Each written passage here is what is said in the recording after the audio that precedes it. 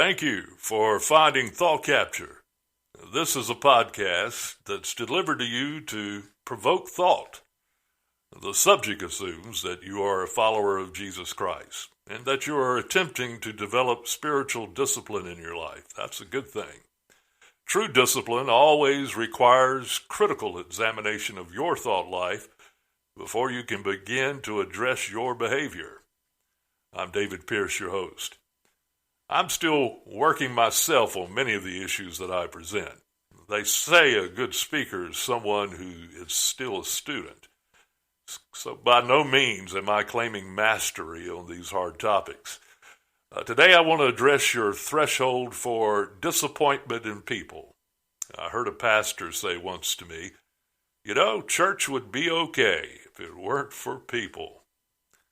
After 25 years of people calling me Pastor David, I have to admit I enjoy the role, but there are days when I wonder if it's worth it.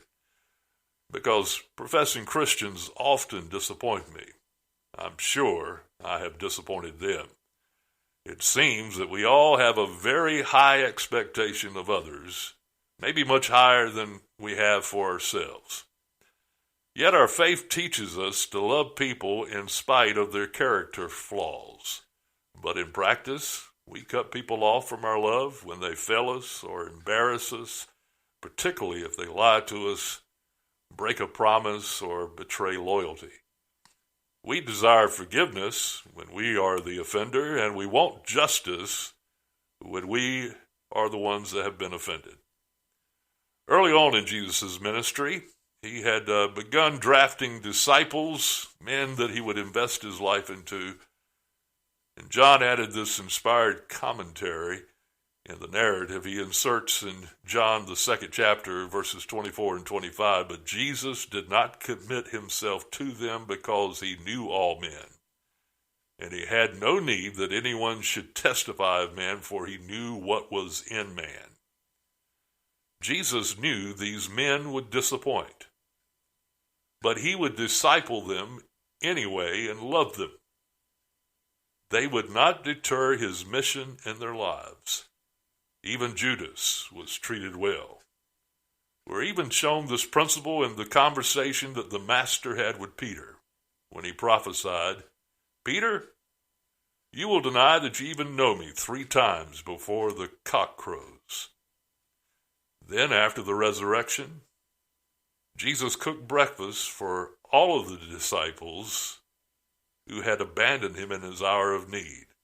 And he had a heart-to-heart talk with Peter. That's quite an example. I've seen people get mad and leave church because they are greatly offended. I've seen people leave church life altogether, hold a grudge, lose their faith, because someone in leadership said or did something that didn't sit right with them. Yet forgiveness and reconciliation are the central message of the gospel.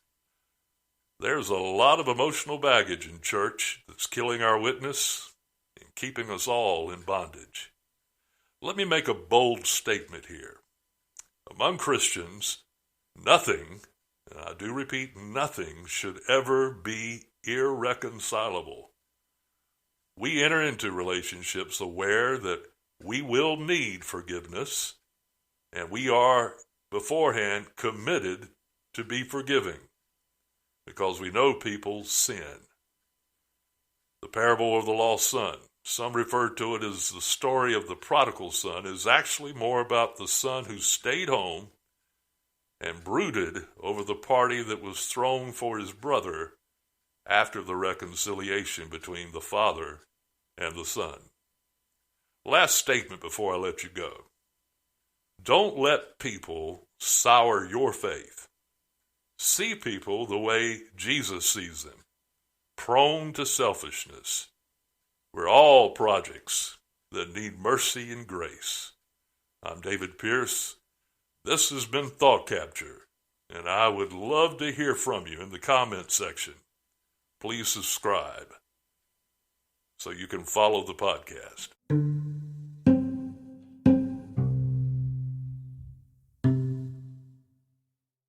The podcast you just heard was made using Anchor.